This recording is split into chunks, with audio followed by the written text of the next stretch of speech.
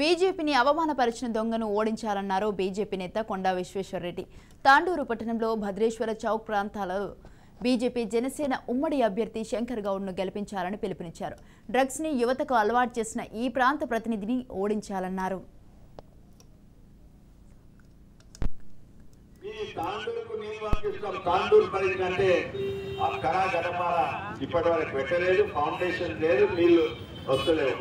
అప్పుడు నేను TRS party ఉన్నప్పుడు హరీశ్వర్ రెడ్డి గారిని మేము కలిసి పోతుండేవి. ఏంది మనకు నీళ్ళు ఎప్పుడు వస్తాయని 2 మీటింగ్ తర్వాత హరీశ్వర్ రెడ్డి గారిని బయట ఉన్నాడు, గేట్ దగ్గర ఆపించి నా ఒక్కరితో కలుస్తున్నాడు. ఒక పెద్ద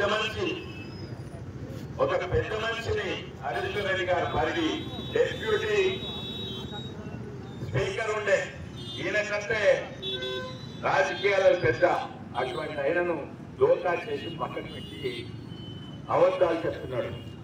ప్రతి ఒక్కటి అబద్ధమే. మీ బడులు చూడు, మీ బడులలో బాత్రూమ్ చూడు, ఎవరైనా ఓసరా పిల్లలకు పాప పసి పిల్లలకు దోకా ఇస్తున్నాడు, మీ స్కూల్ పిల్లలకు దోకా ఇస్తున్నాడు. అవునా? మీ ప్రాంతంలో బడులు ఎట్లున్నాయి, గవర్నమెంట్ స్కూల్ ఎట్లున్నాయి, ఆ గవర్నమెంట్ స్కూల్లో బాత్రూమ్ ఎట్లున్నాయి, టీచర్ల వేకెన్సీస్ 25,000 వేకెన్సీస్ ఉన్నాయి. చిన్నపిల్లల కాడి నుంచి దోకా ఇస్తే యువకులకు దోకా ఇస్తారు. మేము అందరికి ఉద్యోగం ఇప్పిస్తా అన్నాడు మొదటిసారి, రెండోసారి నిరుద్యోగ వృత్తి అన్నాడు. 3,016 ఒక్కరికి దొరకలేదు. డబుల్ బెడ్రూమ్ అంట, ఎంతమందికి వచ్చింది డబుల్ బెడ్రూమ్? ఎంతమందికి 3 ఎకరాలు వచ్చింది?